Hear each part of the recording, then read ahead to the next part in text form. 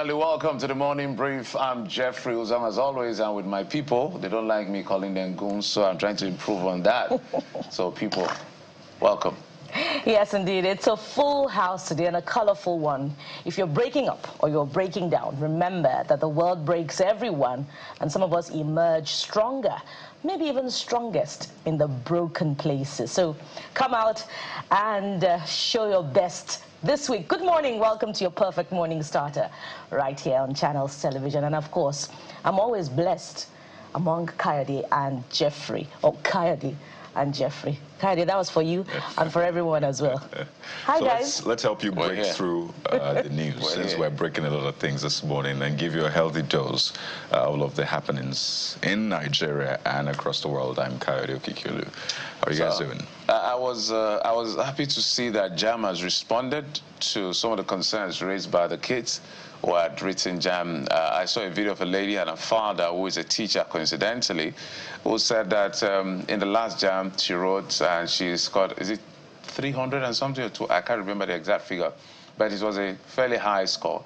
And now she wrote this one, and the score was quite low, and then she was alarmed.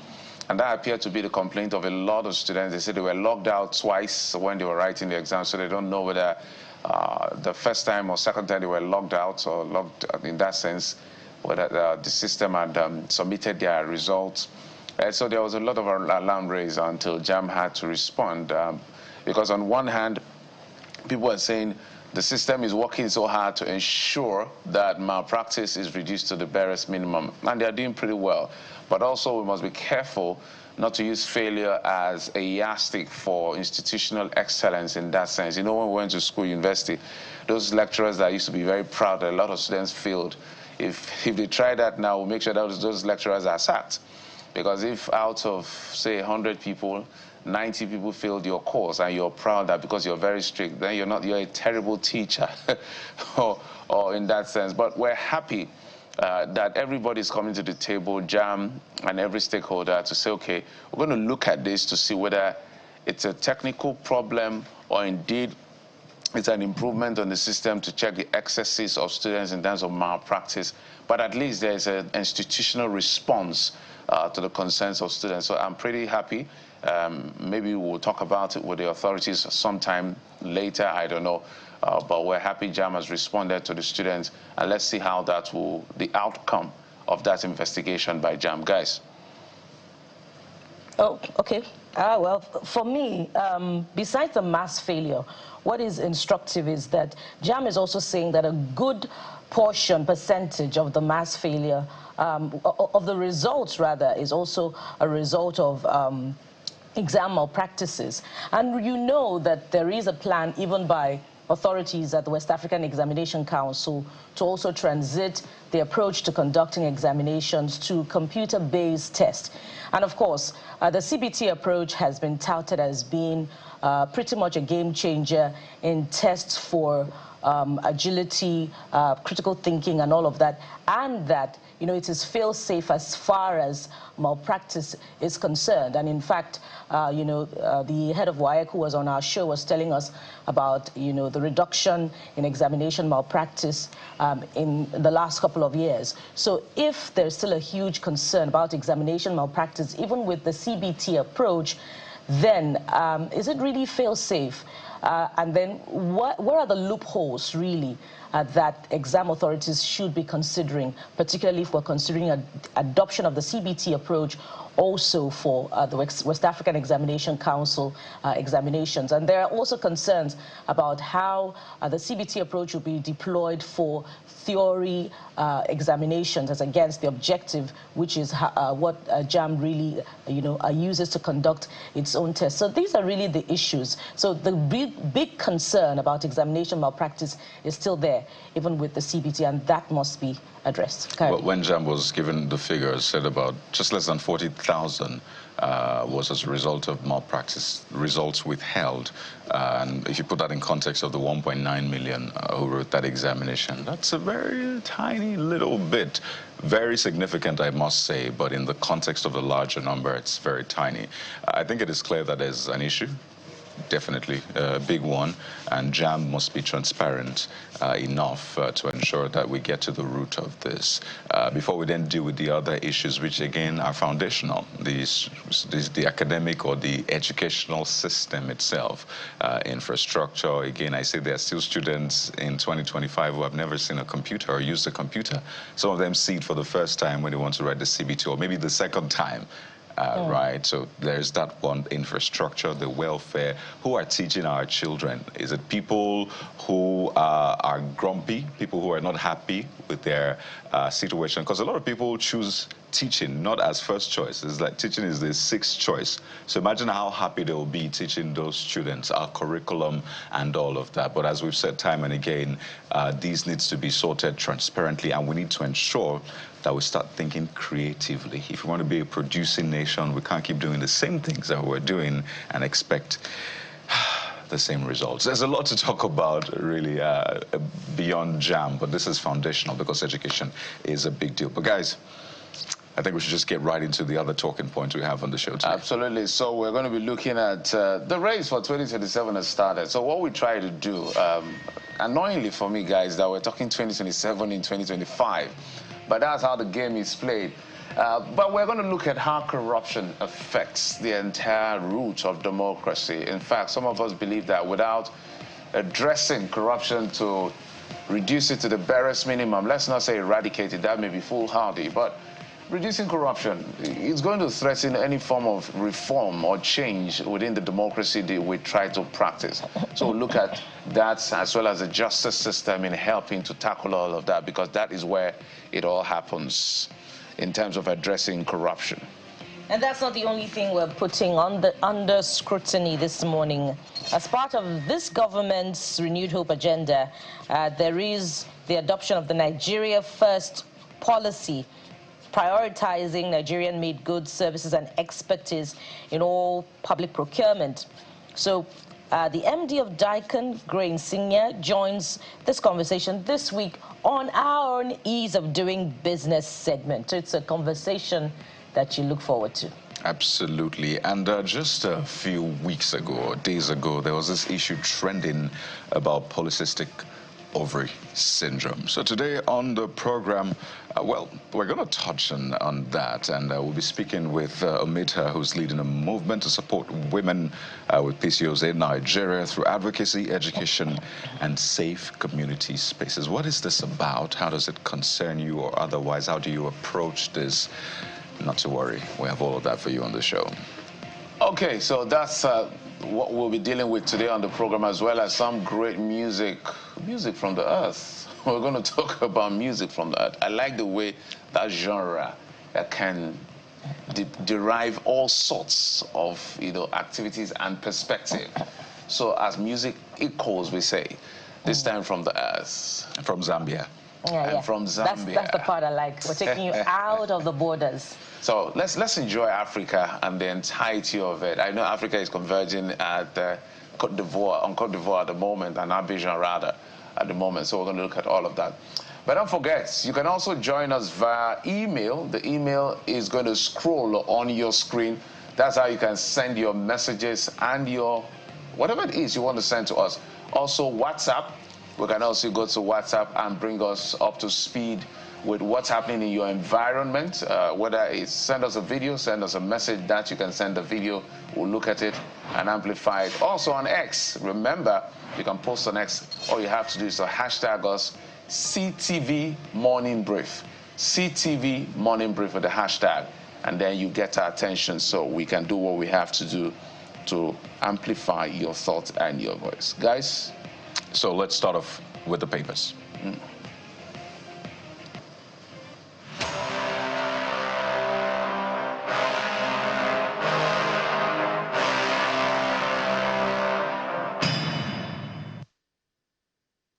Well, let's get things started with the Vanguard newspaper, guys. Vanguard newspaper focuses on politics 2027. Oh, yes, it is what it is at the end of the day. But take a look at how the Vanguard leads today. Defections. PDP's collapse imminent. And who's saying that? Who are the people saying that? Who's predicting that? There you have it. Ganduje And guess who else? Wike. Why are we not surprised? Well, you should be surprised. One of them is a member of the PDP. That's why we're not surprised. That's why you should be surprised that someone is predicting. But hey, let's take a look at the explainer, or at least another side to this. And this is coming from Wabara, saying our party will rise again in 2027. I love that. So it's a page 5 read on the front page of the Guardian newspaper this morning, or Vanguard newspaper, I should say.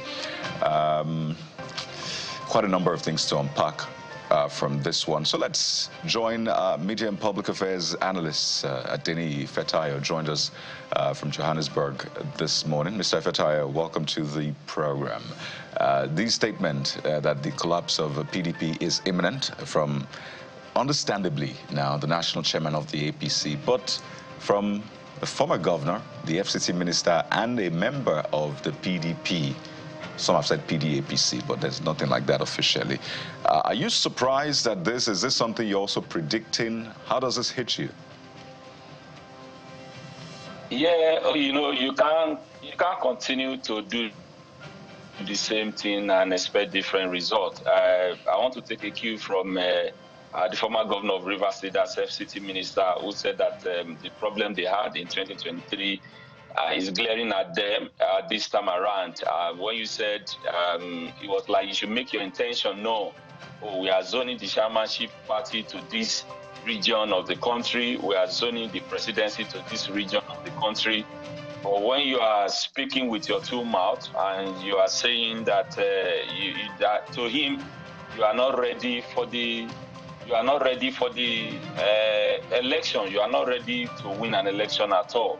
And it was former governor of Lamido who fired the first shot, said that even Ganduje, will definitely join PDP. So they had to fire back. So they are just trading word, and it's all about 2027 when both parties should be concerned how good governance can be enshrined, or how people can feel the governance, the dividends of democracy. Is not just a trading word about 2027.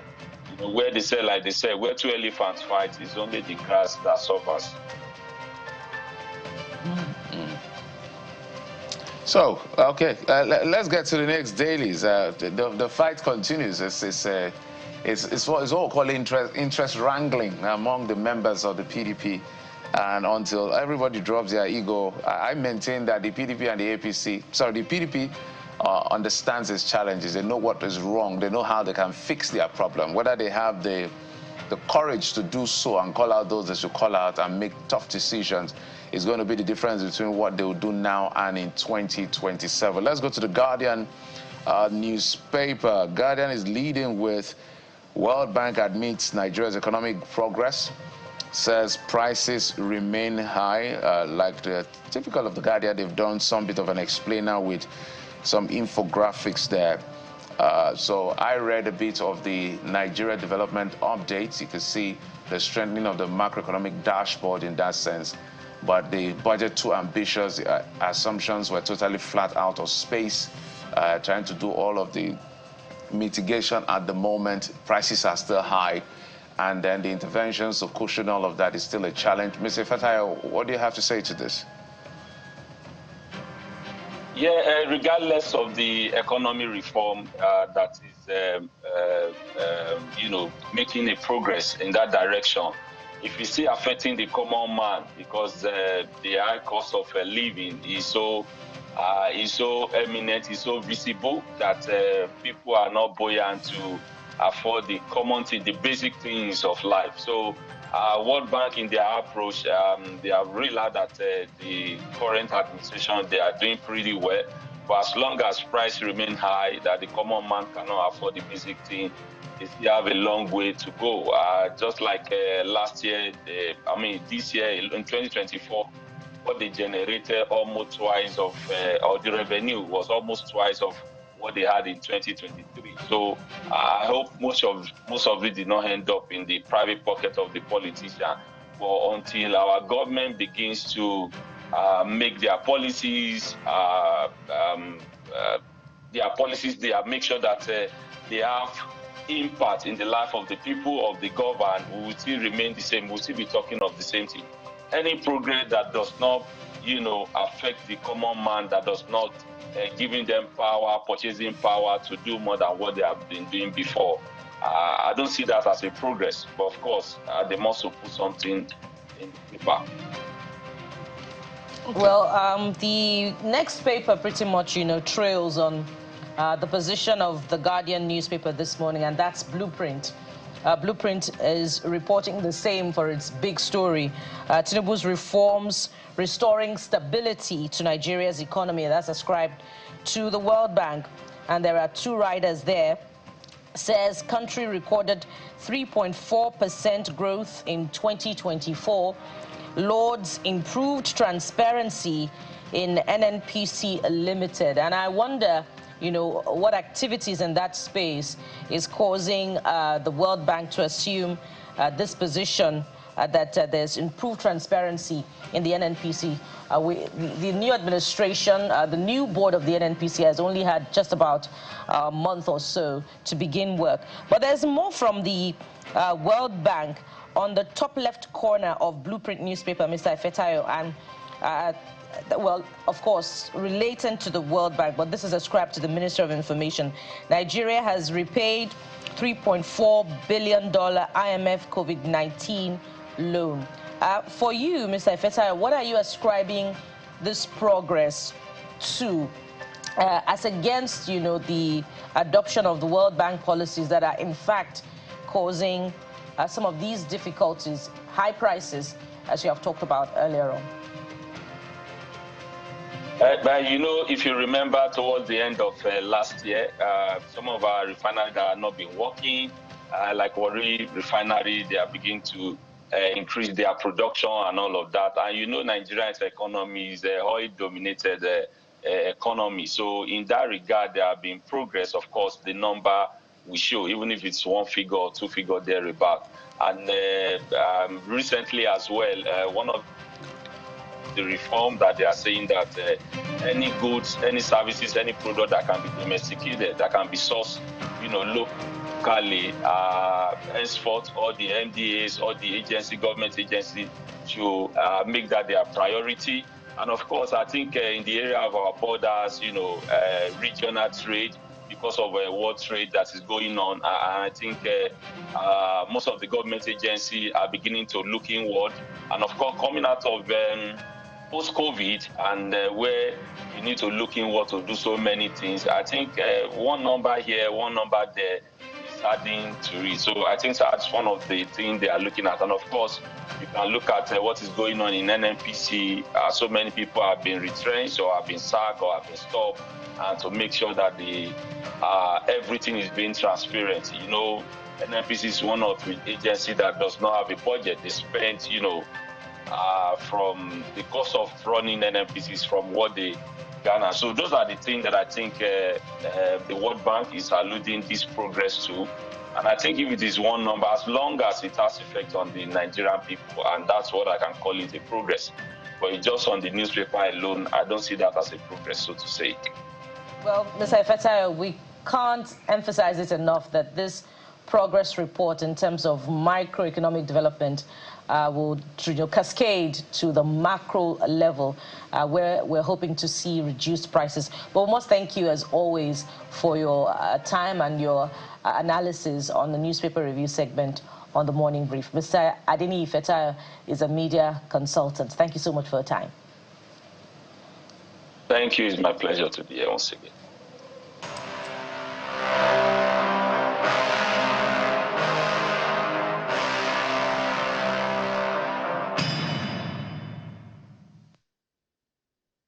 And so what are you saying about some of the big stories? And of course, we're going to pick up from where we started off. And that's your reaction to JAMB's position on the review of the 2025 UTME results. Adetunji Adewolu is the first user this morning. And what are you saying? Adetunji is saying, about time, the system must work for the students, not against them. And so, Kaide, you have the next one. Well, I think this is a very deep one, and JAMB must really handle this well. Take a look at Boda or Bodaide, as the case may be, asking that why did a lot of students fail? If you've been tracking the data, which is also important, you realize that last year a similar percentage, I should say, also failed in that sense. In fact, it's almost been consistent, that kind of failure. So this will mean that we might need to also look into previous results from JAMB, that's the UTME results. But it's important to know, yet again, that JAMB is now investigating, but it must not be the only one investigating. There must be an independent body also doing the investigation in that sense. Absolutely. So let's talk, what about Al-Qasim? It says, oh, how thoughtful a review after years of complaints. Better late than never, right? So that's what we're talking about. So the ones that is clear failure out of the fact that students are not working hard or studying hard, there's nothing anybody can do about that, because if the system is foolproof against failure, there's nothing anybody, and we must applaud JAMB for that. But if it is clearly a question of technical glitch, the word I hate so much because it reminds me of an election, we must fix it. And we must get to this point where we perfect the system to a very large extent so that our children will know that if they go in and they did their best is good enough. If they didn't do well, then the result is out there. Can I just say, guys, that I know that there's been that back and forth. You know, parents nowadays who I mean, or the system that doesn't say a child failed, right? So they don't say you passed or failed, right? And people say, no, you need to toughen them up. But I also think for JAMB, it's not really a matter of pass or fail. And I think we've had this conversation before. Scoring below 200 is not failure. The cutoff, that's the average, right? In fact, cutoff sometimes is 90 for other institutions, tertiary institutions. University was 140. So first, I think this will harm the psyche of a student, hearing that, oh, you failed, you failed, you failed. No, you didn't just score as much as 200. There are people who are probably listening to me right now, and I think we've had that conversation, who scored 120 and are doing great in life. So I just wanted to add that. It's important. Mine is to the effect that whatever JAMB is doing, and generally now, we must build our system such that let's not use failure as a yardstick for institutional efficiency, because it happens that, oh, I'm telling you, we all went to school. You know those very wicked lecturers, those of you that are wicked lecturers, I'm sure you're looking at me, where 100 students will be in your class, 90 failed, and you're saying, yes, because my questions were tough. You are a failure yourself. I'm sorry. You didn't do a good job. If not, 90 people failing your course is not a good thing. You should be worried. In safer climes or in other climes, you'll be the one to be called to question, not the student. Well, so JAMB will not be our only talking point this morning. Let's go to the next one. And, you know, the activities of the Economic and Financial Crimes Commission have been under scrutiny in recent times for good reason. If it's not about very dark man, it's about the prosecution of, you know, politically exposed persons, or it's about the reason for defection. But this time around, somebody is saying something, and it's the head of the security outfit that the federal government has employed to oversee security of oil pipelines. There's a viral video of Tompolo saying nobody is above the law. No, that's the EFCC. Speaking the EFCC to Tompolo's speaking video, to Tompolo, where money was being sprayed all around. Take a look at that video. Yeah, let's have the video.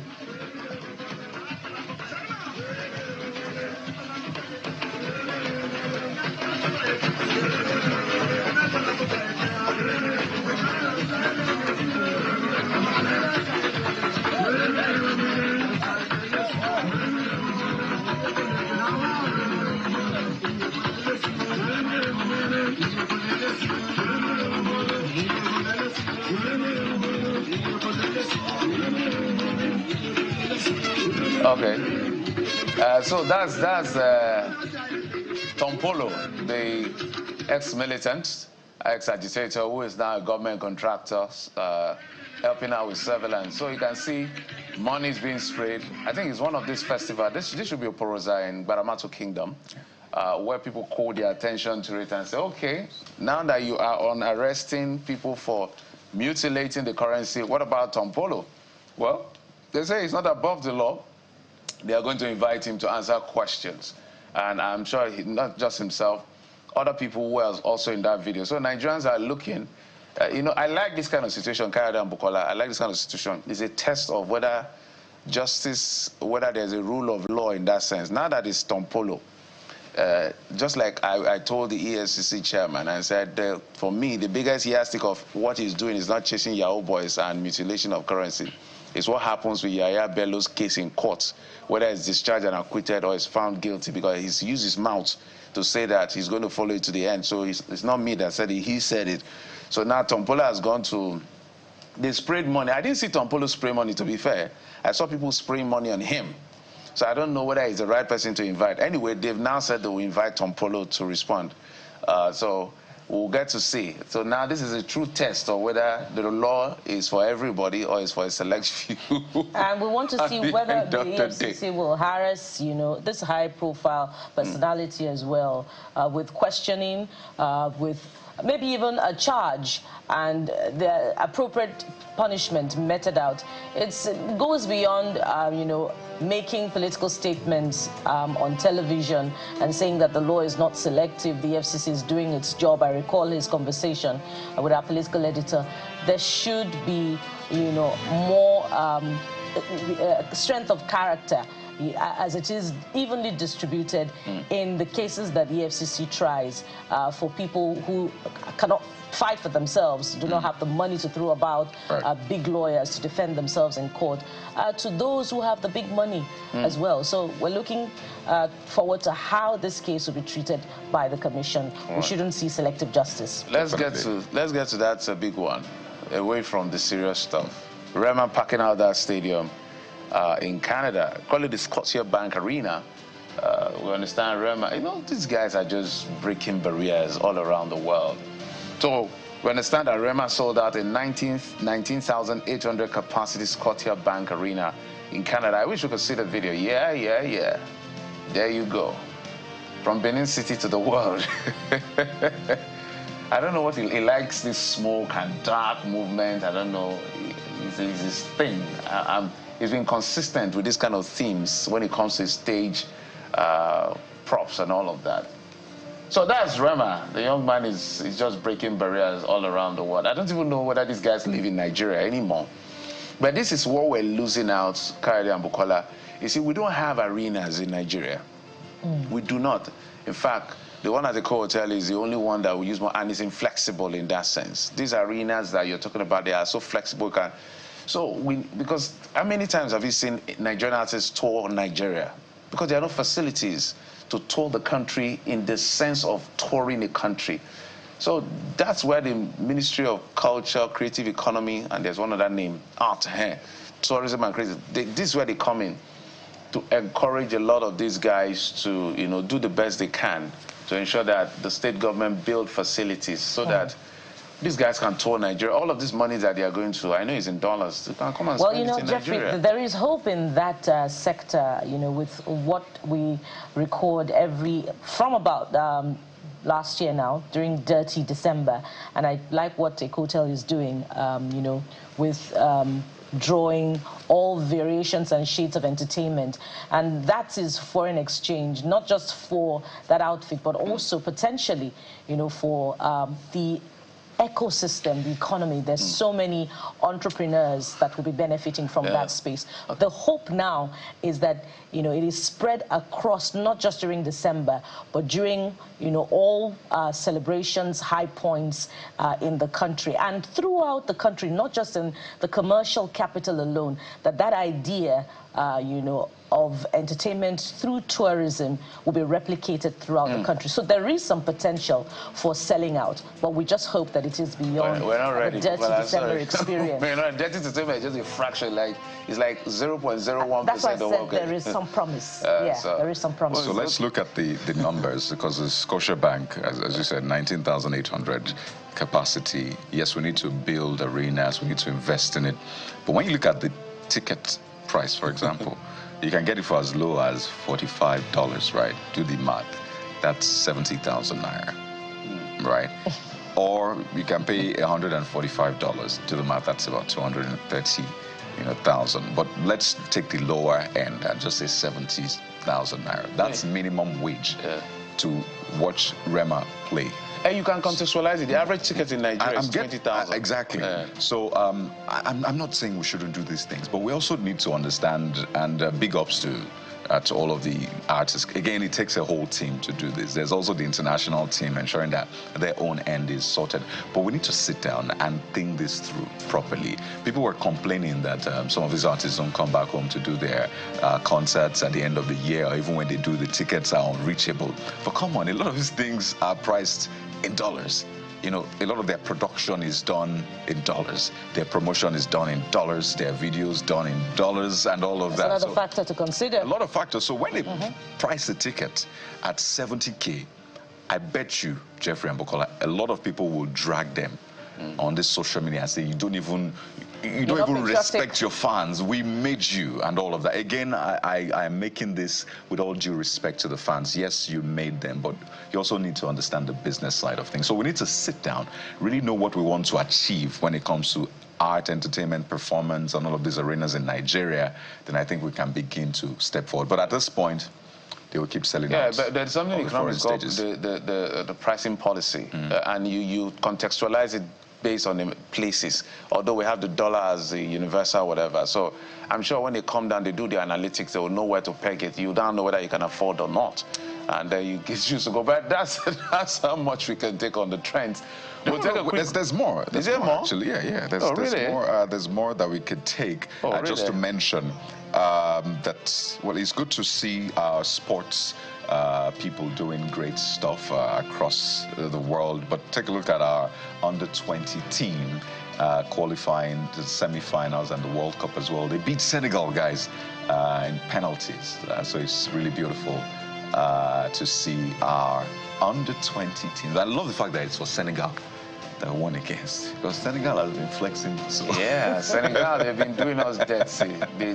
I remember one year they did us really dirty. But let's get the thoughts of the people. I'm not sure I can pronounce this name, but it ends with Ijebu. That's a Kovacic, right? They played well today. The coach did a good job, but still need to work on their finishing, clinical finishing. It's very important, and there's a need to come from the bench next time. Good job, guys.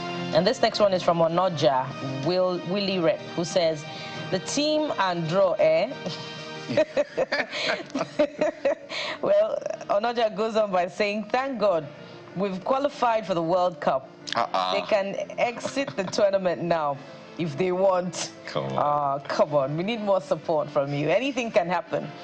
But he continues by saying, but a huge job needs to be done before the World Cup. There is a problem. Guys? We need to understand, and I'm not even a football manager here, but there is also a psychology behind football. It's not all the gra-gra that gets you results sometimes. It's been very tactical.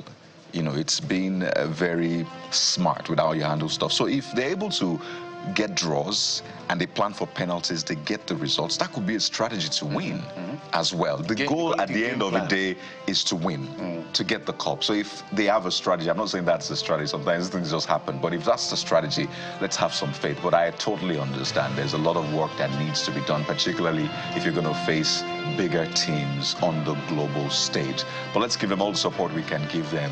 We wish you the very best. You can go to the finals and win, and even go to the World Cup and win as well. I mean, our under teams have always been doing well, so wish you guys the very best. But that's not all we have on the sporting arena, guys. Yeah, okay.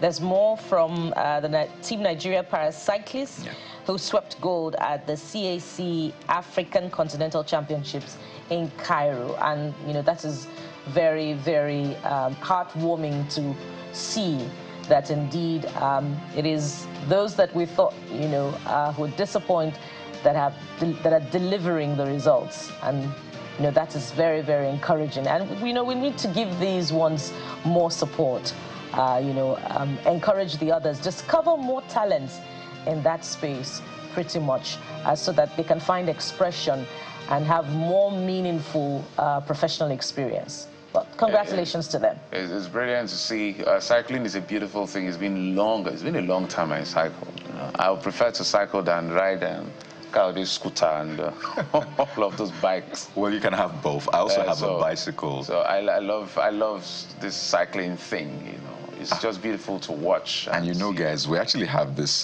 facility in Abuja, the velodrome. At the this is where the PDP did their primaries, the famous primaries in 2020. Oh my goodness! But the point here is that we should make the most of all of those facilities, because I must mention their names as well, because it's also important to admit and also recognize the work that has been done. So you have Tijani Daramola, his pilot, Okeya Bethel Temple. They clinched double gold in the men's tandem B class, winning both the sprint and individual pursuit events.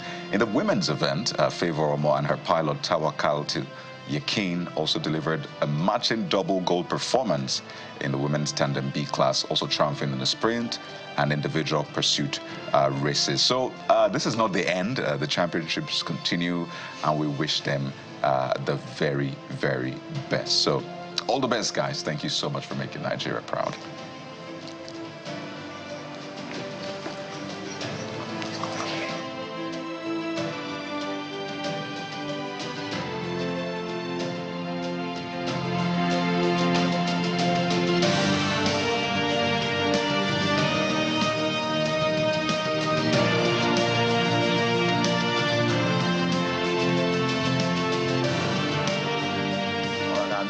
Base. The information is a bit sketchy, but as soon as we get all the details, but this is becoming like, you know, there's a difference between going to face these guys, the insurgents in that sense, and we have casualty and all of that, but having them attack our base is another level of, I don't know, is it impunity? Is that the right word? Is it the audacity? Audacity, that's the word I was looking for. Very audacious that we are now having soldiers as casualties because some cowards in the name of terrorists invaded or attacked the military base. I know someone, this is somebody I know who died like this as well. In that sense, a soldier, a young man, young friend of mine who grew up together in the same neighborhood who joined the military. And how did he die? Because setting out on their parade, didn't know that these terrorists had planted some bomb somewhere under their vehicle, and boom, it went. That's how died and left 2 children. Well, you know, Jeffrey, this pretty much punctures the point expressed by the Minister of Defense during the ministerial press briefing for which they delivered, you know, their work in the last year, you know, to pressmen, that the insurgents or the terrorists, as the case may be, do not have more sophisticated weapons than the Nigerian army. But if stories like this are coming through, then we must, you know, ask the Minister of Defense where he gets his own security report from. Or is it to deflect such that, you know, the Nigerian military doesn't look good, you know, before the world or amid the fight against insurgency? And we understand that, you know, there are matters of security, national security, that are confidential, and their approach sometimes to tackling these issues are not placed before the world. But this is reality staring us right in the face.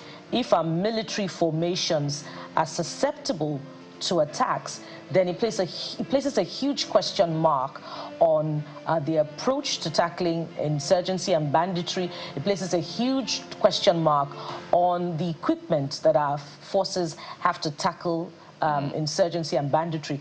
And in fact, on the perhaps billions of dollars that have been expended on insecurity in the last decade. Where is the justification for all of that fund? Well, we must also thank the military for some of the efforts they've done in carrying out the clearance operations they've done. We've seen them do some big things, but as you said, it's a valid question not to deflect when this is reality. I know there's that place of bragging, sovereignty and all of that. Of course, we cannot have insurgents having firepower over our military. It's not going to happen, but it calls to question the sincerity and the transparency. We understand it's 4 soldiers that died in this incident. Is a forward operation base. That's what is called a forward operation base. 153 Task Force Battalion in Mate, the fringes of Lake Chad. It's about 132 kilometers away from the city center in Maiduguri. We understand that it shows that the entire, you can see the entire the damage done there. Makeshift shelters and other equipment were actually there. So it's a forward operation base. And we also gathered that 48 motorcycles were carted away during this operation. Let's not forget, guys, that last week there was another attack on Goza. There was an attack, some were killed, but then more Boko Haram terrorists were then killed. I think reports had it that about 8 of them, and some of their equipment was seized. So we're seeing a dangerous trend now. Goza last week, Goza is about 2 local government areas away from Mate. Mate is closer to the Lake Chad fringes, right? So we're that's seeing Nigeria's northeast. Exactly, we're seeing still in the same Borno state, right? So we're seeing a very dangerous trend. The audacity yet again, and this is coming from a stage that we thought, finally, we're able to get terrorism, get a handle on terrorism. Remember, during the previous administration, it sort of moved from the northeast to the northwest. So we had a lot of banditry, kidnapping, and all of that. So are we seeing a shift back? It's almost like once there's a lot of heat, they move.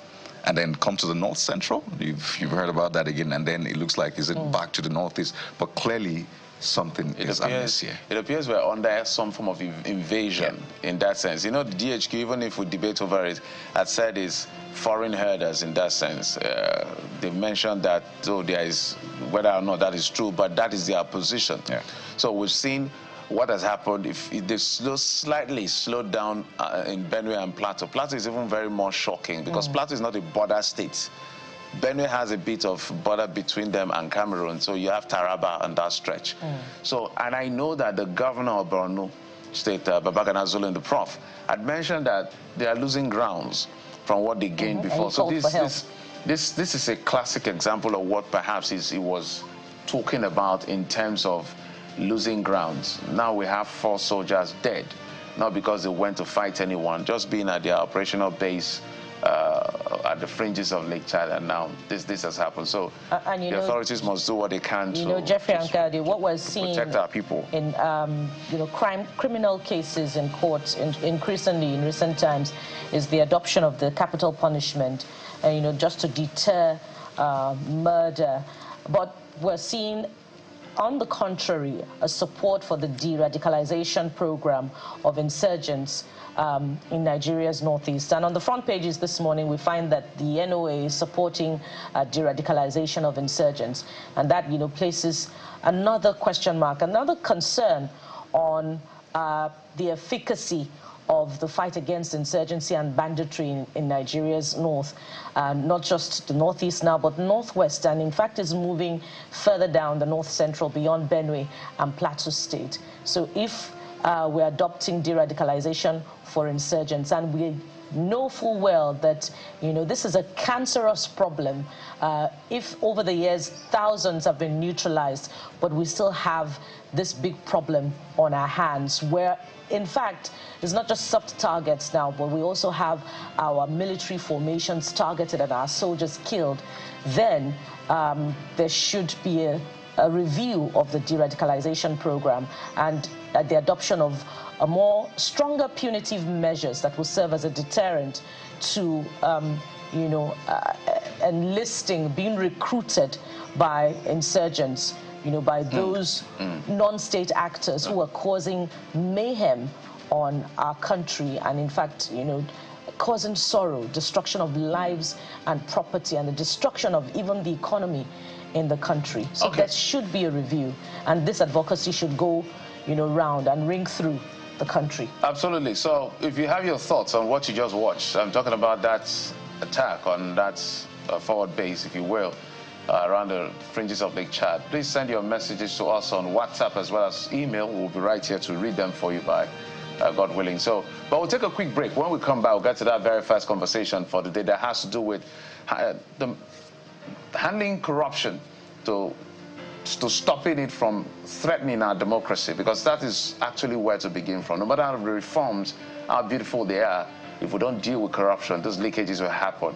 And that El Dorado of a democracy, we may not achieve it at the end of the day. But we'll take a quick break. We'll be right back.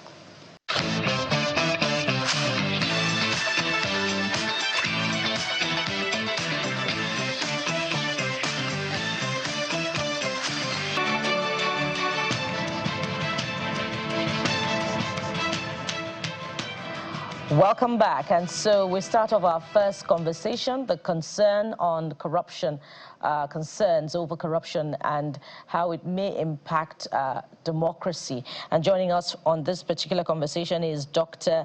Ayodeji Abdul Rauf, the president of NASFAT, public analyst and social commentator. He's a founder, CEO, Think Startup Beyond Borders Incorporated, and he's right here in our Lagos studio. Good morning, sir. Thank you so much for joining us. Good morning. And thank you for your patience.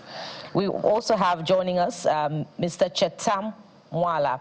He is a legal practitioner, and he joins us virtually from Port Harcourt. Thank you so much for joining us, Mr. Mwala. Good morning, and thank you for having me. Oh, brilliant. We can hear you loud and clear.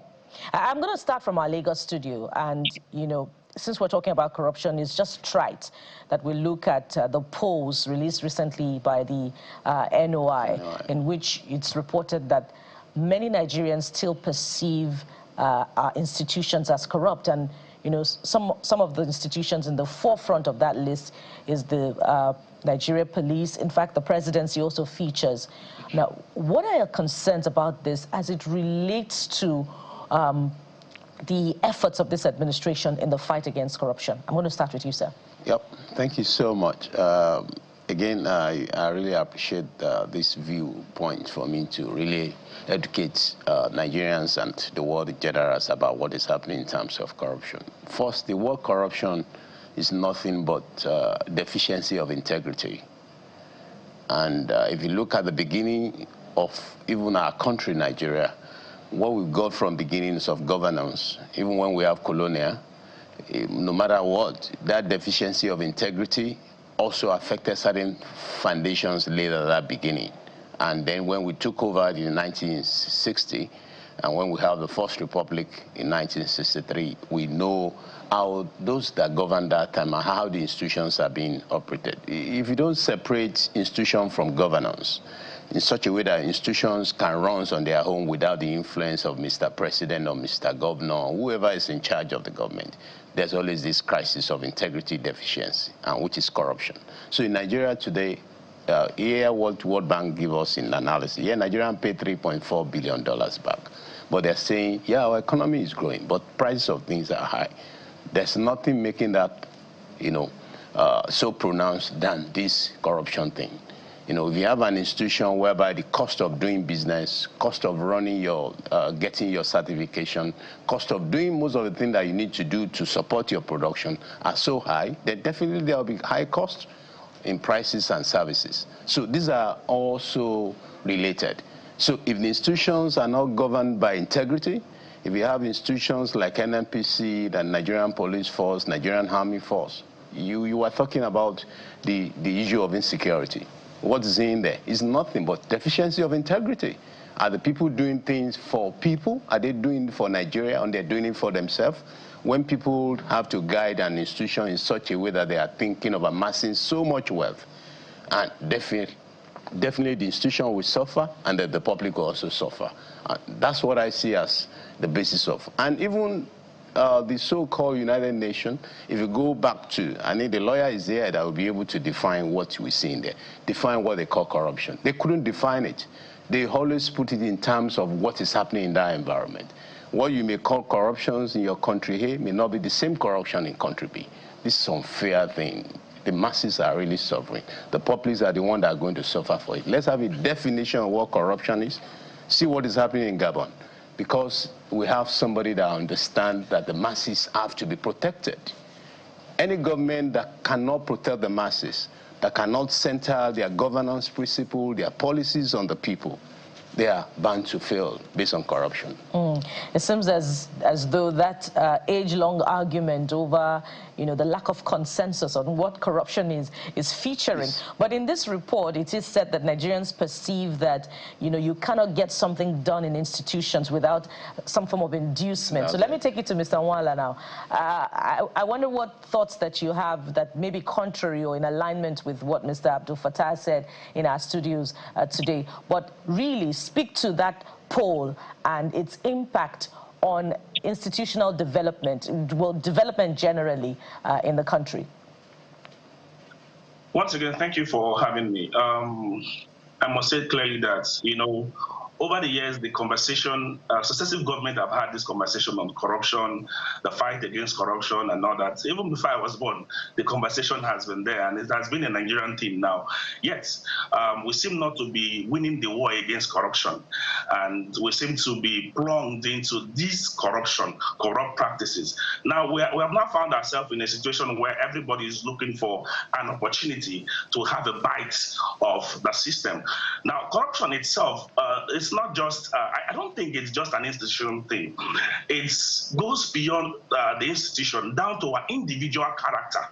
I used to say this, that we as Nigerians, we seem to have this individual bad character that has translated into the Nigerian system we find today. And this has actually bedeviled our system, our institution. And of course, let me say this, in some ministries and some parastatals, you also find that it is even the staffs of these ministries and parastatals that teach the politicians who come how to be corrupt and how to make money from the particular system. So this goes down to our individual character at home, from the family system, down to the churches, down to different aspects of our lives, our societal life generally. So we need to, first of all, deal with our individual character and individual behavior. Another problem we have about this issue of corruption is the continuous emphasis of the get-rich syndrome.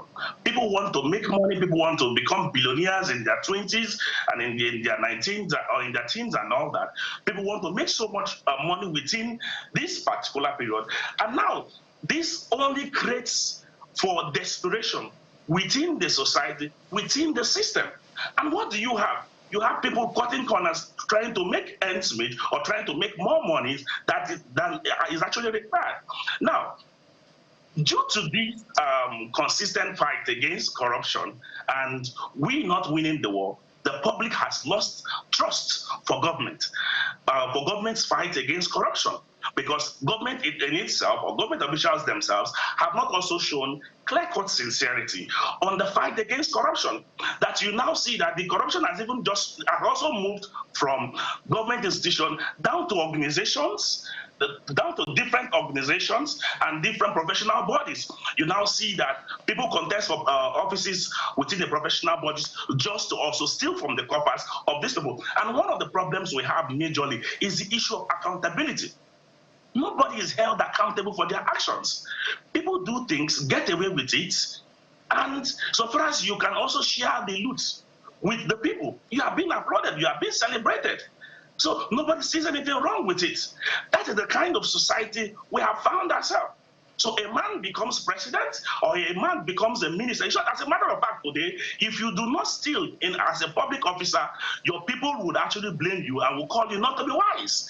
They will say you're not a wise person, that you went there, wasted the number of years you have spent in office or whatever it is, and today you are broke and you're poor. Because the system feels that everybody who occupies a public office is an avenue to steal. And we do not also have system checkmating it because the anti-graft agencies we have are themselves corrupt. They are themselves corrupt. And you see how they handle corruption cases.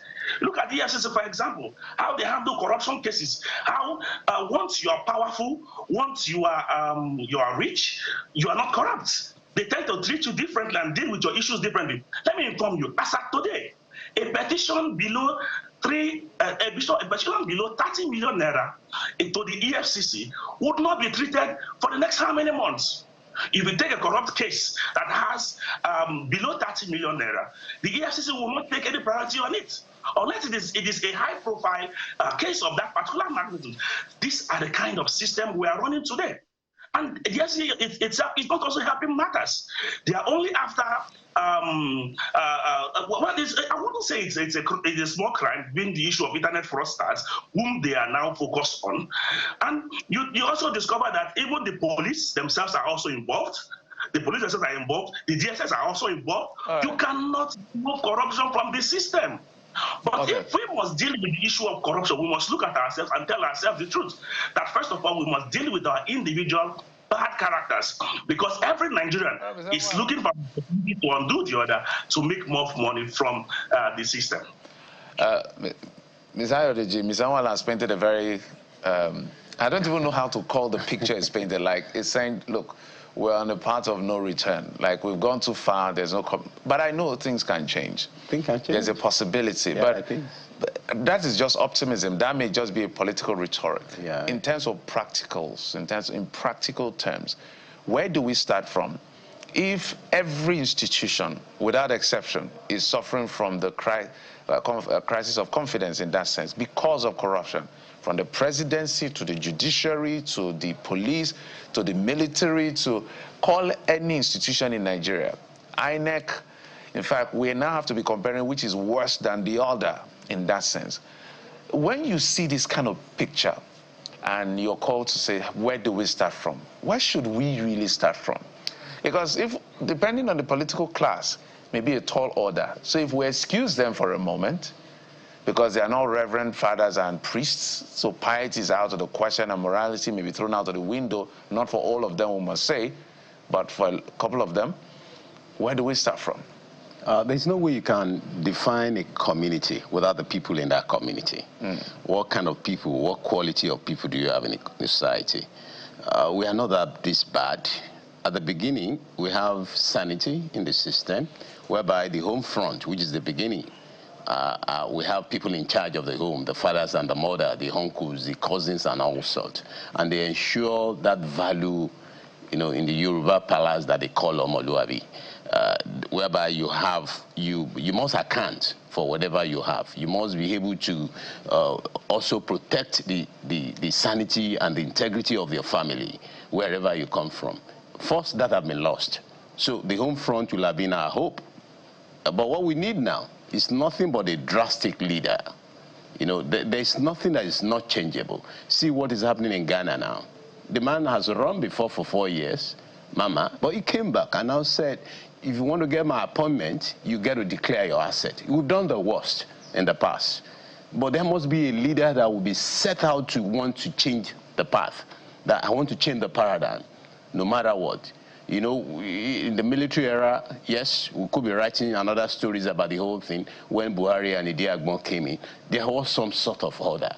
People start to put discipline, and people got fears of even doing certain things in their various offices. So, to me, with the way we have gone, we are so worst. And like I said, the family, which is the root of all these things, is already failing. I don't think we're doing normal parenting again. Because if you are not doing good parenting at that level, the product of that level are the one that will enter the system. Are you saying, Mr. Ayodeji, that we, our generation, my generation, your generation, we're already a lost cause? Well, to me, that's what, because the parenting, which is the root of bringing the best for the society, we've lost it. Unless if we can readdress that parenting. Because how do some of us come out of it? You see the kind of parenting we got that our children are getting today in terms of attention, in terms of close marking. You know, most of the things your children are doing most times now is on social media, whereas you are busy pursuing how to. And it's because the system is already disrupted. Because the system provides certain things that you are struggling to provide today. You have to provide your electricity.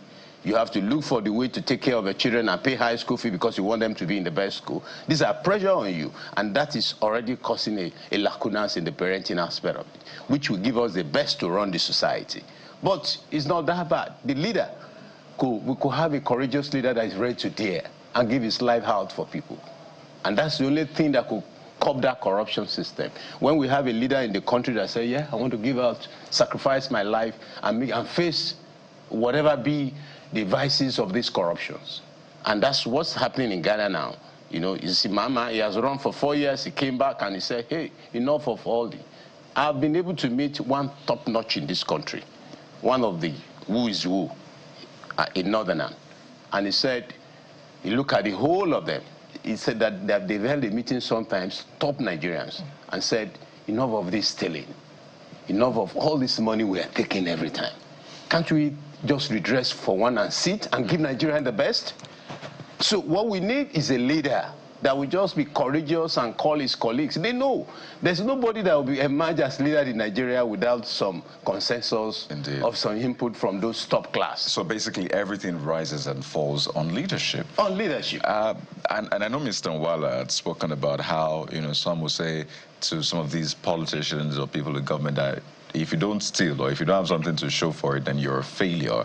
So as much as everything rises and falls on leadership, perhaps... It falls on the followership too. There's also, obviously, there's also a big role. Because they own demand. Absolutely, for followers to play. You know? So, Mr. Nwala, since we're talking about the anti-corruption agencies, you talked about the EFCC, and it leaves a very bad taste in the mouth if you hear that cases that don't seem prominent enough, if it's not up to 30 million naira, it wouldn't get a lot of attention. Again, some may argue that away. They'll say the bigger the money, the bigger the impact on society. So maybe the resources will flow to where there's bigger money missing. But I want you to speak to this, I don't know, the debate now. So EFCC has been doing a lot of work on the Naira abuse and all of that. So it started and a lot of people said, come on, why are you wasting time on this? Even though it's in the law, right? But there are bigger issues, bigger fish to fry here again. So people are saying divert the resources to bigger issues, not these seemingly smaller ones. Anyway, so they picked up a few people.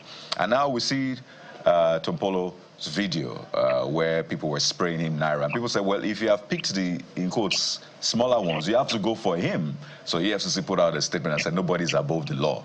Now people are saying, well, why are you still wasting time on...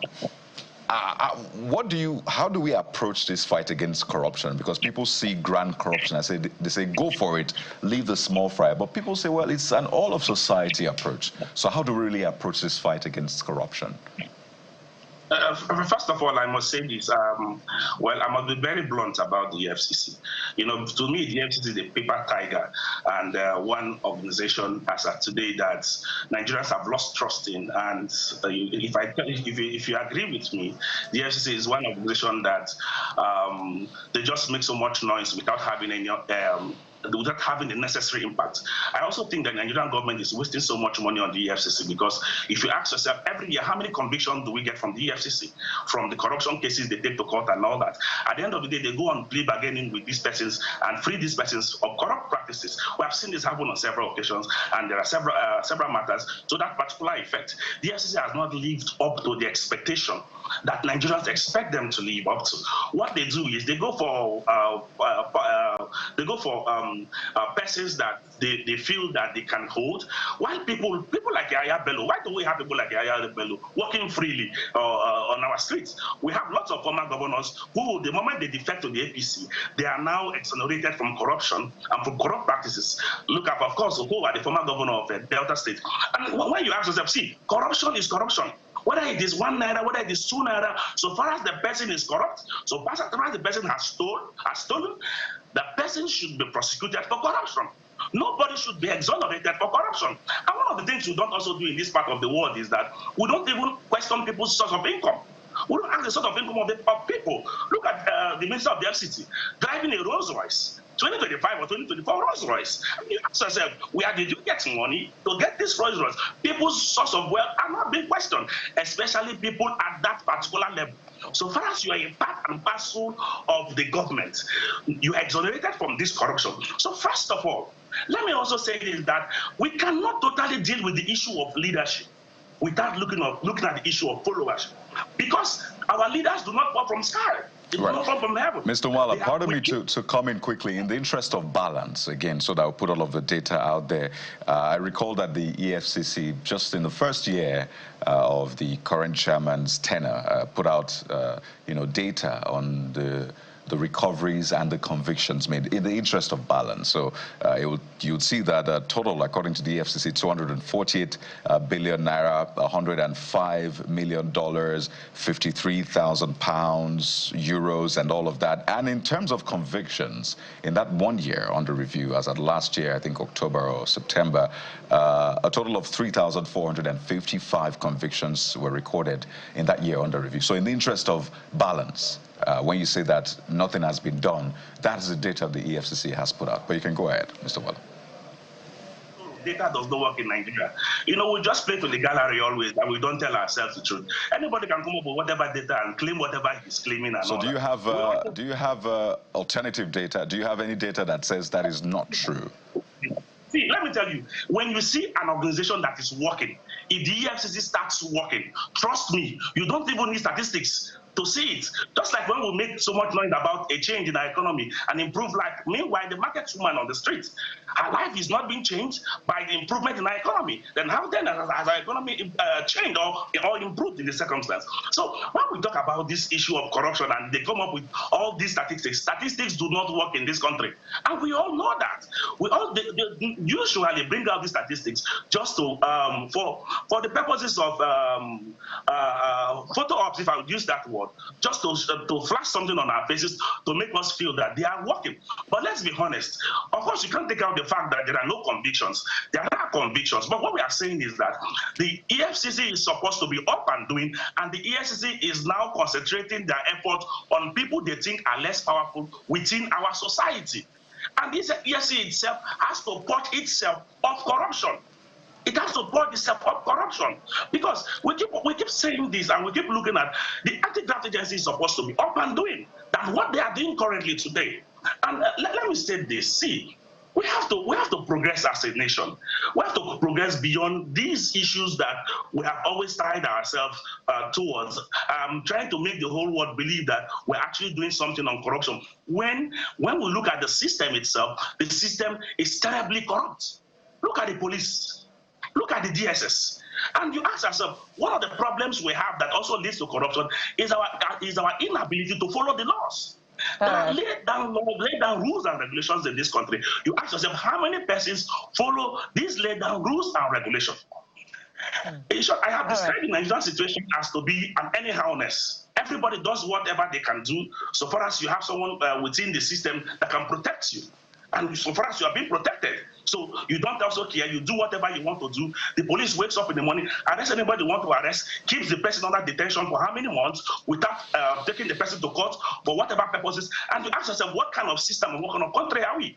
As I speak to you today, we have Comrade Lebosi Bambada under the DSS detention for the past 1 month. He has been under DSS detention for the past 1 month. He has never been taken to court. There is no court order keeping him in DSS detention up to today. Yet we have these situations. And nobody's talking about it. And you say you're dealing with corruption? Corruption is not just financial. Let's not forget that.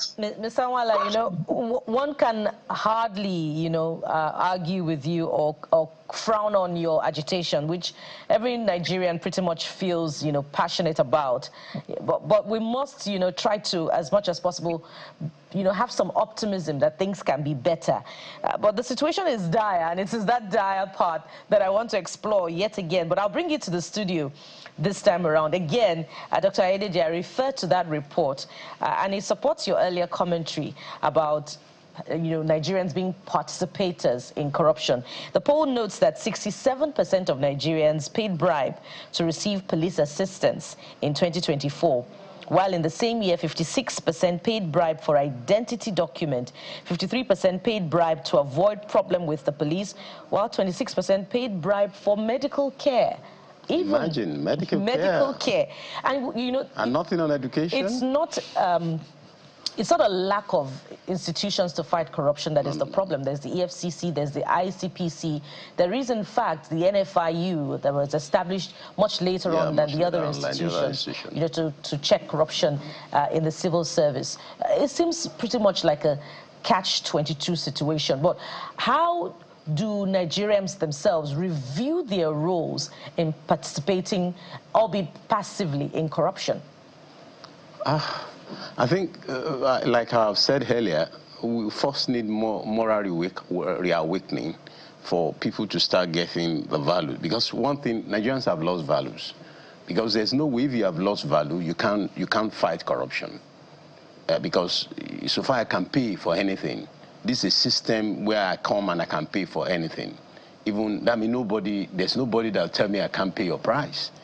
So the followers have a large portion of the problem, in the sense that, for example, you have a legislator in your constituency, and that legislator is meant to be doing certain things that is meant to be done by the executive arms of government. Then you put in pressure on him.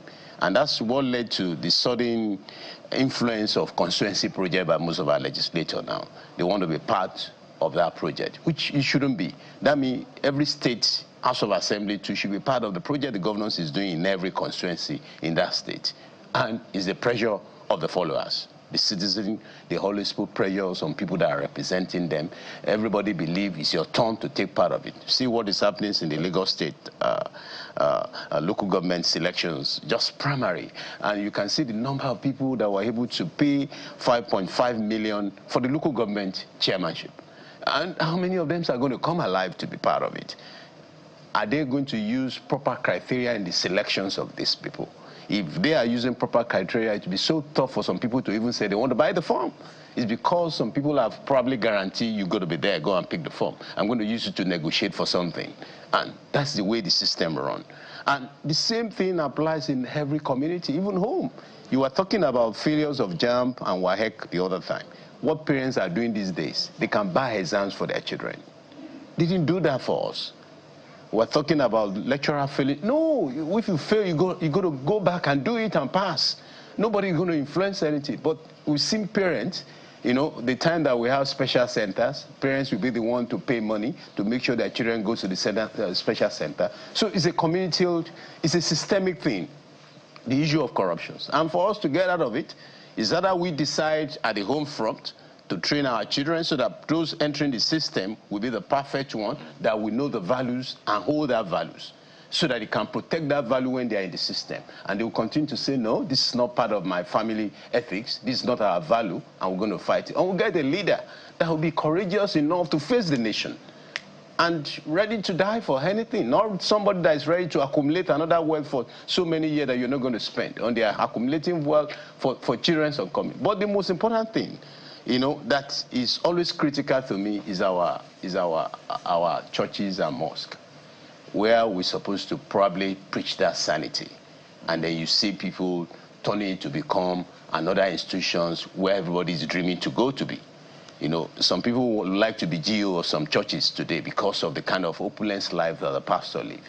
Some people would like to be chief imams of a particular mosque because of the opulence that the people there live. So that one too also called, because that's where the majority converge at the end of the day. People come to pay their tithes. Do you check where the money for the tithes come from? You see what churches are building all across all our nation? You see what mosques are building across, so where are this money coming from? Is it from the same stolen money? Then there's imbalance in the whole system. We need a leader, or go back to our foundation to get things, do moral reawakening, and get things. Let's take Ms. Anwala, I just have a minute. I would like you to speak to the issue of the judiciary, because that's our last guardrail. That's even critical. I want to ask him before. Yeah, Ms. Anwala, let's. Hating corruption. So let's. Well, that's a strong allegation. Ms. Anwala, I'd like you to speak to, because we're seeing some signals from the judiciary in terms of reprimand. But although a lot more people expect a lot more from them because of what people see or perceive to be endemic corruption within our judicial system. So I'd like you to speak to that. And if you want to highlight as well the issue of politicians, now they are introducing their children to public funds and exposing all of that. So that's why I don't even want to go to politicians in that sense. So let's talk to the last guardrail in this particular issue. 1 minute you have, sir.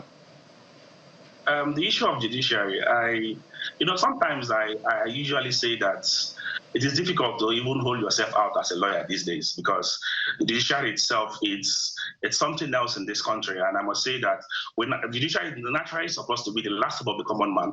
But you see, the judiciary, especially in this present administration, is now an arm of the executive, is now a part of the executive and a part of the corrupt system we're actually facing today. I must say that we have talked about judicial reforms. It's not working.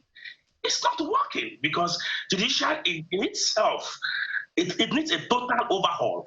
A total overhaul with what is happening in our judiciary. I tell you, the corrupt practices in our judiciary today, it needs a complete overhaul.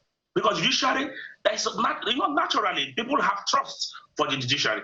As of today, Nigerians no longer trust the judiciary because the judiciary is now part and parcel of our problems. And let me say this, you have judges compromising. It is not, you have judges, and we also saw recently the discipline of some Court of Appeal judges as well as High Court judges by the NJC. And it tells you the type of system. This is just a few out of how many of them we have seen. And you ask, what steps are they taking to deal with this particular corruption within the judiciary? Now, clients have even known that the judiciary is so corrupt, and they are telling you that, oh, look for a lawyer, a judge that collects money. And when you hear such a thing, it tickles the ears. And you ask yourself, what kind of system are we running? That clients are now confident that we have to bribe the judge to get justice or to get judgment in our favor.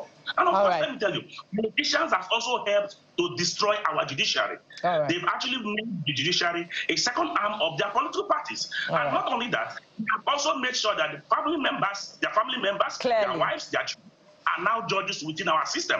And this has also further helped to corrupt our system.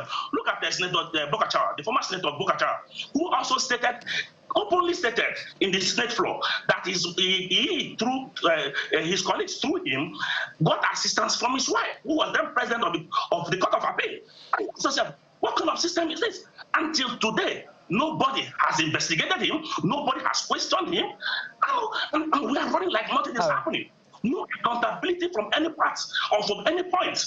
And everybody is excited. All right, Mr. Wala, the resounding point from this conversation is that everyone has a role to play at the institutional level, at the government level, and in fact for Nigerians as well. And we must anchor at this point, and thank you very much. We've been talking with Mr. Chetam Wala, a legal practitioner who joined us from Port Harcourt virtually.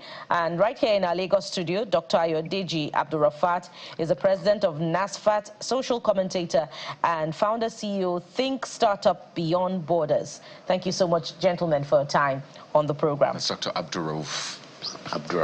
Dr. Ayodeji Abdurrauf. Yeah, thank you very much for your time.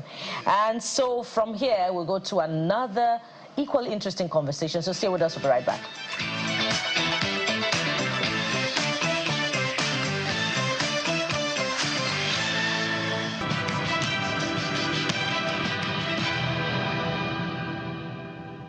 Well, let's talk about this all-important issue, and I'm glad that, well, a man is starting off this conversation because it actually somehow affects all of us.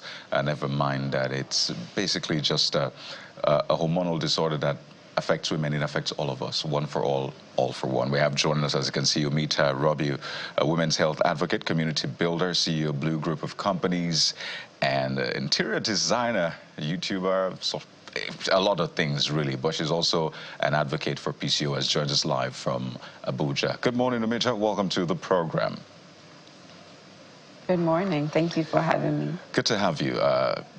Just to lay the foundation, PCOS for a lot of people is or might be alien because they're wondering, what is PCOS? What does this mean? I really don't get it.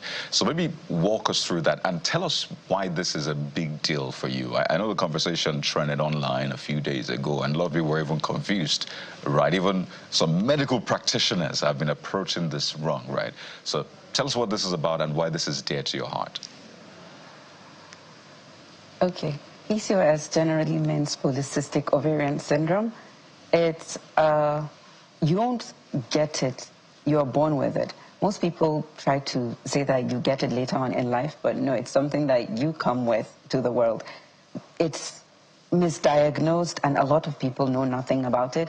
It's not a deadly sentence, it's not a death sentence. It's something that you can actually manage and then you get to live a better life. some side effects of PCOS could be infertility, and it's very personal to me because I have PCOS. I have been misdiagnosed in the past, and I went through a lot of issues with that. But then when I got to understand what PCOS is and how to manage it, life got easier. So why I do this is to make women understand that PCOS is actually very easy to manage if you know what to do. It's good for you to understand. And that's great to hear. As I said earlier on, there was a lot of miscommunication, confusion, misdiagnosis, as you said. So we're hoping that this can help to set the tone for a better handling of it.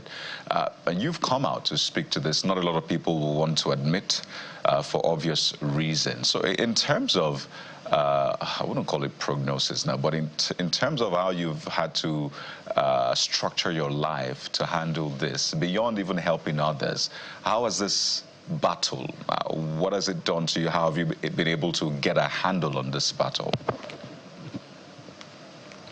Okay, so I will take you back to how my journey started with PCOS. When I was younger, about 11, 12, I had constant cramps. I didn't know what it was. My parents were confused. A lot happened. I went to so many different hospitals in Lagos, in Abuja, in Kano, but most of them just gave me different diagnoses. One was even telling me that I had kidney problems, so I need to get a kidney transplant. And then we had to get a second opinion. Someone said appendicitis. Someone said a lot of different things. It was when I went to a hospital in Lagos, an old doctor told us that, okay, it's PCOS, and he doesn't know how to manage it, but he just knows that it's a main cause for infertility. And he said that he's sorry, I'm never going. I was depressed at that time. I was 12. Imagine an older person telling you that you're not going to have kids ever in your life. So we went to other hospitals. It took us to Egypt. It took us to Dubai. And then finally we settled in Kano. And the doctor told me that it's PCOS and it's something that we can actually try and manage. It's not a death sentence. It's not an infertility sentence. Yes, if not taken care of, it can cause infertility. And for you to have kids, you have to go through a lengthy process with your diet, medications, and all that. So once I got to find out that, okay, I can actually have kids, we decided to try a medication routine. So they started with contraceptives. At a young age, taking contraceptives was a lot for me. I didn't understand what it was about, so I tried to do more research. As I was researching, I found out that your diet could help with PCOS. It's an androgynous, I wouldn't say sickness, I would say complication, because once you get to untangle it, you're good to go. So, yeah, I think it's very easy to understand once you keep your mind to it and you keep checking what needs to be done. Most people just think you have to go to the hospital to get medications for PCOS, you have to get injections, you have to go through a lot of regimens for you to get through PCOS. But honestly, with proper dieting, staying active, and just taking care of your health on your own without the help of medication, without the help of doctors and all that, you can do that. So I know all this because I've been working hand in hand with Dr. Ono from Bida Hospital. He's a fertility specialist and he does everything for women in terms of fertility. All right, so that's all. It's quite interesting. They say the best way to tell a story is to follow a character, and you've embodied this and you've embraced it and you're managing it effectively. So we'll just stay with you on how to navigate this part. So my first question will be, at what age, since it sounds, if I get you correctly from your submission, it sounds like it's congenital, at what age should women begin to, check out to be sure that they have or they don't have this thing? Okay, from my perspective, honestly, I think as early as possible. I don't want to... Okay, I'll just tell you a personal story. So when I was diagnosed at 12 years old. And that is very early. I have a community of over 5,000 women that go through PCOS. And most of them are just finding out in their 30s, in their 40s. And it's almost at menopause that most women know that they have PCOS. So I would say you need to get checked out early on. The minute your daughter starts seeing her period, I think it's a good time to get her checked out. It's a hereditary problem, kind of. because in my family, a lot of women have PCOS. If to say we don't want to get checked out, nobody would know. And then a lot of people would be having issues and you wouldn't know where it comes from. So I think as early as 10, 12, 14, the minute your daughter starts seeing her period, get her checked out. And you know, we cannot also, it would be remiss of us in this conversation not to commend you, you know, for being a champion for awareness on PCOS and for the community really that you're building. And the reason is simple, because of the mental stress and in fact sometimes trauma that this brings to women who are so diagnosed. And yours is not the only story that I have heard about it being associated with infertility. Now for some of those women, they go ahead to have children, but sometimes it takes a lot of time before they eventually have children. Perhaps it's because of the lack of awareness. Talk to us about the role that their men, the men in their lives, can play in supporting these women through this journey up until they come out of it victoriously on the other side. All right. So PCOS, in the beginning, I did some research a few months ago, and it is associated with trauma. Trauma causes PCOS. So I believe if there's a man in your life, they need to support you. They need to love you. It's an emotional thing. The more emotionally stable you are, the more your symptoms do not happen. It has a lot of mood swings. So they need to be understanding with your mood swings. It's not a burden. The way I'm saying it, men would feel like, oh, this is a burden. No, it's not. You just need to be there for your wife and your partner, just to support them. And I think if the men would help in making the women get their lives in shape, working out, maybe taking walks. You don't have to go to the gym. You could just walk out in your own home. You just need to stay active and have a proper diet, because a proper diet really helps with PCOS. The men just need to be supportive. For the community that you're building, from the numbers that you have, how many go on to eventually have children, and what's the journey like? Honestly, a lot of them. Even yesterday, someone reached out to me and she had an IVF done. She reached out to me that the baby was born, a healthy baby boy, and it was really, really amazing for me, because I remember the struggles she went through trying to conceive, trying to find the right doctor, trying to just get someone to talk her through PCOS. The first time she reached out to me, she said to me that she is devastated. She doesn't know what to do. She's been diagnosed with PCOS and she doesn't know how to take it from there. I was like, I'm so sorry to hear that, but it's not a death sentence. It's not an infertility sentence once you do the right things. So I walked her through the doctor that I see. I connected them. She went to see him. He helped her. They went through a regimen for her. And then eventually they figured out IVF is the best way out for her. So they did that for her, and now she has a baby, which is really exciting. And there's a lot more women that have kids through that community. We talk about our problems on that community a lot. Maybe one person would have maybe hirsutism, and we talk about how to get rid of the hairs. Maybe someone is just not seeing her period. We talk about it, and then maybe we talk about supplements, dieting, and all that. Maybe the main problem is not having children, so we talk about how to go through it. Maybe you get to have an IUI to see what is wrong with your tubes and all that. Maybe you get to have an ovulation induction for you to have the children, or maybe it's to go through IVF and have the kids. We all have different stories and different ways to have our children, so yeah.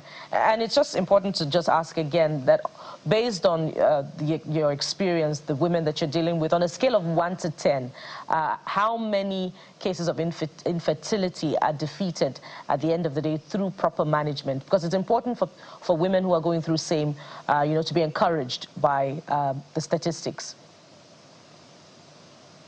Honestly, based on my personal statistics and from the channel I have where we discuss PCOS, I would say 7 out of 10 women come out victorious. There are some certain cases that there's nothing you can do for them, because maybe they haven't been diagnosed early and they don't really know what it's about, so they've just been building on and on and on, and without proper management, it causes more damage. So I would say 7 out of 10. I mean, that's excellent. I mean, when you do get 70 over 10, you most likely get excellent or very, very good, right?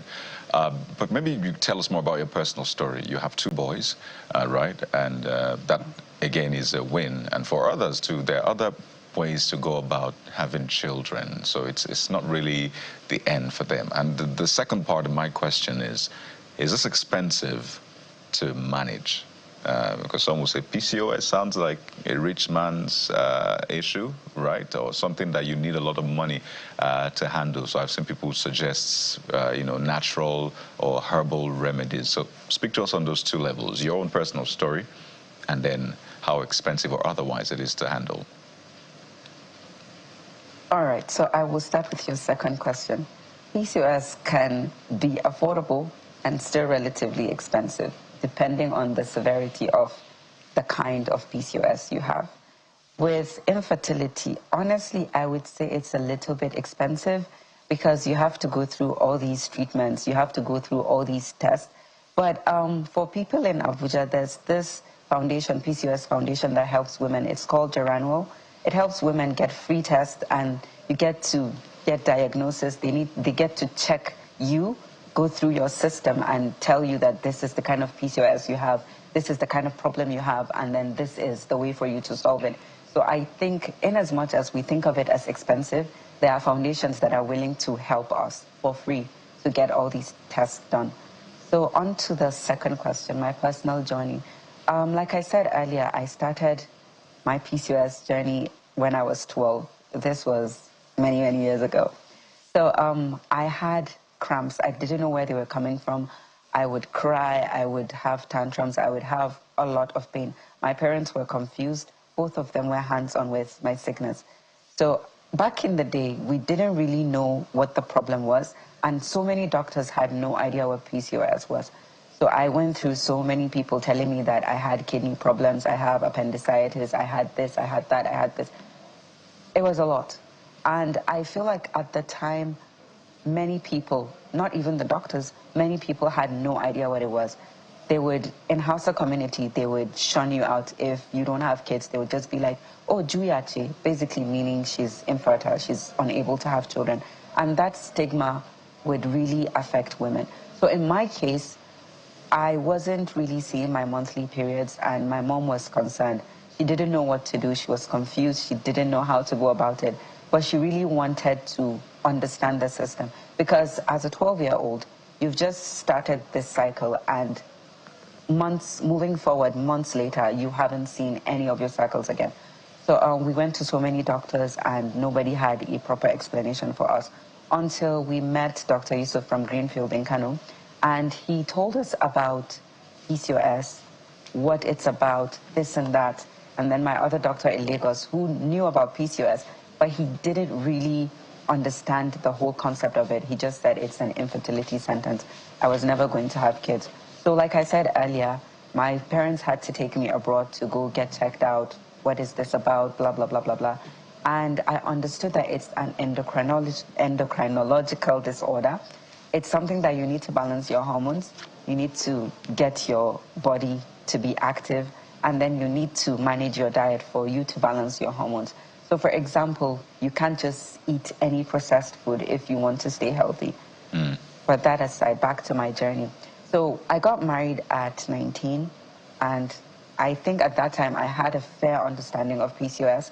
So my first pregnancy was an ectopic pregnancy, which was induced by PCOS. Yes, there's so many possibilities to all these things, so many problems and issues. But yeah, I had an ectopic pregnancy which had to be flushed out. As a 19-year-old, that was really devastating for me. So I had to go on a hunt for a good doctor to understand what my system was going through. So that was when I met Dr. Onu, and he guided me through it. He told me that there are so many other ways for me to get pregnant. At this point, I just need to go through a medication routine, which we did. And then my other doctor in Kano was telling me to just try the dieting. I did both, and eventually I ended up being pregnant with my first son, who is almost 9 at this point. Wow. So the pregnancy went well. I had him, and then I kept trying for about 5 years to have another baby. It didn't work out. So fast forward to 3 years ago, when I was trying to have my second kid. I was going through the dieting process and all that, but I had to go through an ovulation induction because my main problem was lack of ovulation. So the ovulation induction was very easy. It's just a couple of injections that you get on your stomach, and it helps. So we did that, and I had the trigger shot, and then eventually I was pregnant. It's nothing to be scared of. It's very easy, and it's simple to go through all these things. Omita, we have to once again say thank you to you for sharing your story. I love the way you share with so much joy, with so much hope, with a big smile on your face. It's beautiful to see that you're strengthening others through your experience. We've been speaking with a women's health advocate, a community builder, a CEO of Blue Group of Companies, Omita Rabiu. Thank you so much. I wish you the very best. Thank you so much. Wow, amazing. But we'll take a quick break now. We have one more leg of a show for you, and this will be coming from Zambia. Oh, yes. Stay with us.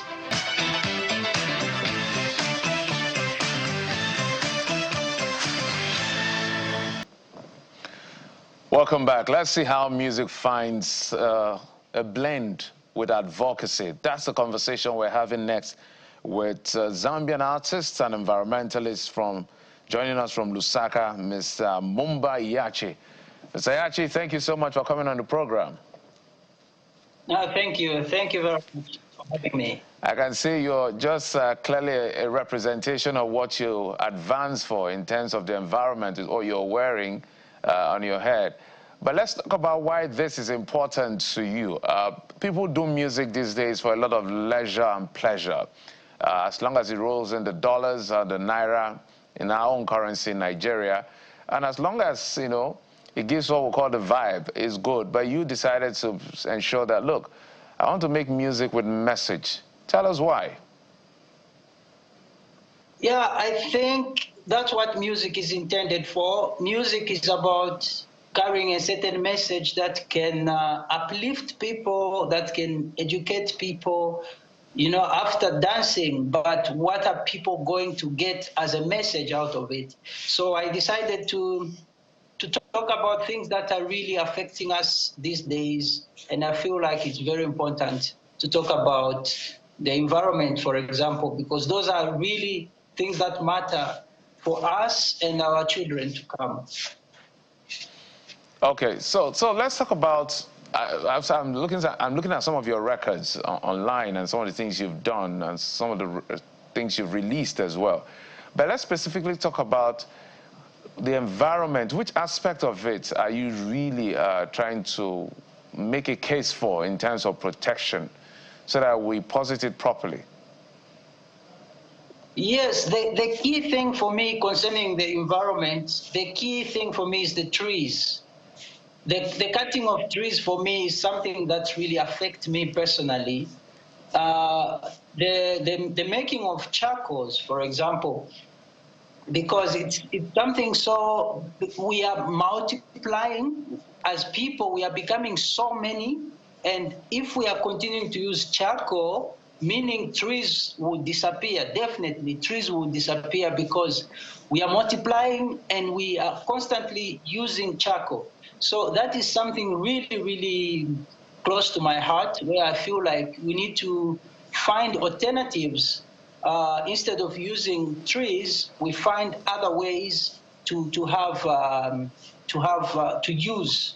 You know, for example, when we want to cook, our stoves, everything, we need to replace charcoal. Really, that is something close to my heart. Music activism is always, there are always all kinds of responses to music activities. Either you get the commendation or you get condemnation or literal flags in that sense. Has there been any record you've done in terms of your campaign? Because whatever you think in terms of, say, okay, because we're making charcoal, we're going to cut trees, and felling trees is not good for our environment. Those are people's businesses. So whatever is stopped, it's going to affect somebody's enterprise. So they may not really like you in that sense. So talk to us about what you've seen in terms of advocacy from people who may not be comfortable with what you're preaching. Yes, the thing is, everybody's looking for means for money. So, first of all, being a musician, as I am, I am just an artist who's touched by what is happening. So I'm trying to talk about what is touching me. And it is out there now for the authorities to see how to replace, how to find alternatives. Because those people who are making charcoal, they are looking for money. They are there looking for means to survive. So if the government, our government, can do something to replace what they are doing and replace it with something else, they will be welcoming, they will be happy. They won't say, no, we want to remain on making charcoal. That's what we want to be doing in our lives. No, they will be willing to replace it with something better, with something ecological, eco-friendly. So I feel like nobody can really oppose the idea of replacing charcoal. I don't think so. I think everybody will agree with me that that is something that we all need to do, you know, because I've had chats, I've talked with people who are into charcoal. They always tell us that if there is something better to do, they can do. And, you know, it's not just in your lyrics that you're representing the earth. We also see in your unique fashion. Talk to us about that and how you're assembling this, who's designing you, and how much impact it is making in your advocacy for the preservation of the earth. Yeah, you know, some things are just...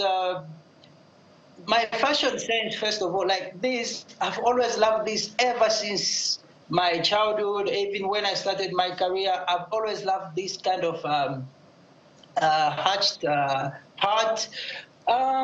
Also now, embracing the environmental ideas, embracing the ecosystem ideas, I came to realize that actually, these things that I've always loved, they are actually eco-friendly. So I feel, you know, it is also a way of giving people a message through my attire, through my clothing, through my costumes. I've always wanted to tell a story. If people see me performing, dressing in a certain way, I've always wanted people to know what am I trying to say out of it, instead of just saying words, but maybe just my attire can say something. So I've embraced that as well, to mean something, you know. Yeah, to say something. Okay, because we are also, I'm also a big fan of Fela Kuti. I can say Fela Kuti used to say, Africa is hot. We know who we are, you know. We know who we are. So Africa is hot. That's why sometimes he used to dress the way he could dress. So it is just a way of telling stories through dressing. That's beautiful. And I must say that you're also Pan-African in that sense, from Congo, settled in Zambia. And I must say that while you're a fan of Fela Kuti, Nigerians are also a fan of a certain song that was performed by a Congolese band, which then settled in Kenya eventually, as Super Mazebe. You know the Kasongo, yeah, yeah. Do you know that? That's so funny because my mother's name is Kasongo. Exactly. I saw that on your social media page when you wished your mom Happy Mother's Day yesterday. Right. I don't know if you know that song, you know that band, but just to let you know that we share a lot in common, you know, as Africans, yes, as Africa, a continent. And I don't understand why there's so much barriers in terms of movements, sometimes in trade, even music sometimes. You hear people saying, why are you listening to Nigerian music? Why is it trending more here? Forgetting that out there, they actually see Africa as one country.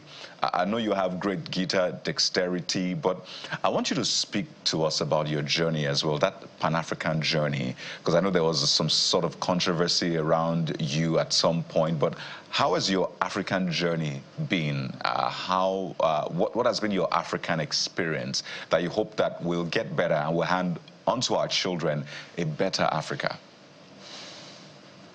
Yeah, you know, we have always been, Africa has always been one. Africa has always been we African, and actually, as we are talking today, things are getting better. Countries like Kenya has allowed African countries to get in Kenya without visas. Ghana also has followed suit. So Africa, we are getting back to where we used to be, whereby Africans can go around Africa without visas. That's a very beautiful thing where we are going. And then talking about personally, my experience being, I'm a Pan-Africanist by nature, you know, like growing up at the border, Zambia and Congo, already, I was already formed to be a Pan-Africanist in that sense. And then growing up also reading history, reading books, you realize that, no. Africa is one, and people are coming, people came. The only tool they could use is to divide Africans first. When you divide them, you can rule them. But nowadays, the new generation of Africans, we are understanding that, no, we need to come together because we have always been together. Talking about music, as you have just mentioned, somebody like Awilo Longomba from Congo was very, very famous and popular there in Nigeria. Oh, yes. You know? And a lot of Nigerians didn't even know that he was from Congo. They thought he was from Cameroon, you know. So Africa has always been one like that. And I'm so happy where we are going because things are going to the right way, whereby we'll become one again. Right. That's why actually I have a song titled 1885. If people can just Google that, Mumbayachi 1885, where I'm talking about the Berlin Conference, because I think Africans, we need to know about that date. It's so very, very important. 1885, how they divided Africa in Berlin. So it's just people who sit down and divide Africa. All right, Mr. Yachi, I wish, do you have your guitar there? I have my guitar at the corner there, yes. Oh, I wish you had it, because I wanted you to do an acoustic version of what you did on that hill of Chilanga. That your song, Mokambo. I know you sing in Bemba as well. Is this something you can do for us in 1 minute? Okay, sure, thanks. Thank you very much. Somebody. If you can do it in 30 seconds, just the acoustic version. Okay.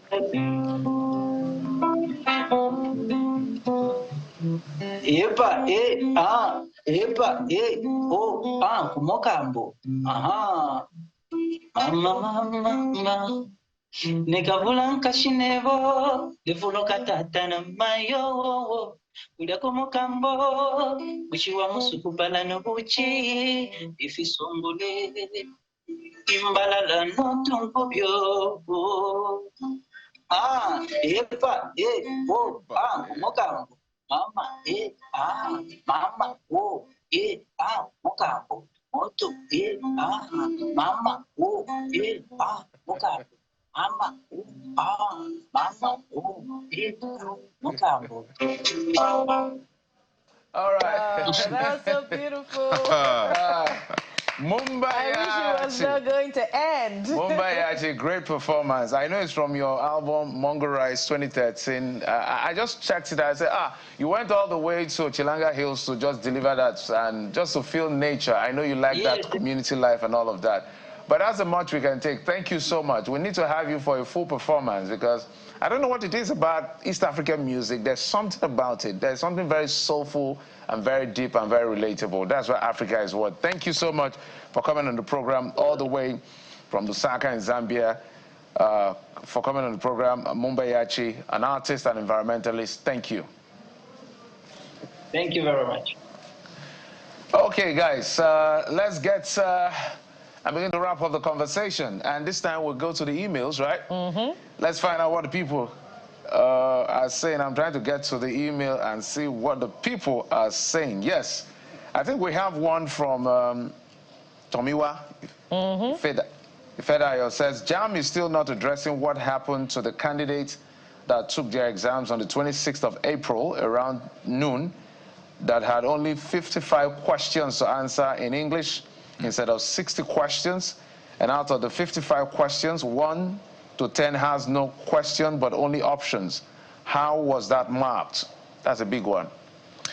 So we will keep tabs on JAMB to ensure that these things are investigated transparently and ensure that the right answers are gotten for the good of the 1.95 million people who wrote that examination and the whole of Nigeria's future. But we have to anchor at this point. Thank you so much for being a part of the show.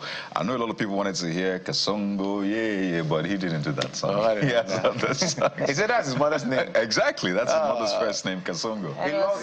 He loves nature a lot. Yeah. So And it was Chalanga so- Hills, he went there to so record the soulful. acoustic. Yeah, So I don't know, beautiful there's to something watch. about their song. Yeah. Whether they are saying meaningful things or not, it just sounds Of cool. course they're saying meaningful stuff. I'm Kayode Okiki. And Bukola Koka will be back tomorrow. Sunrise Daily is up next, by the way. And I'm Jeff Fields. Bye-bye.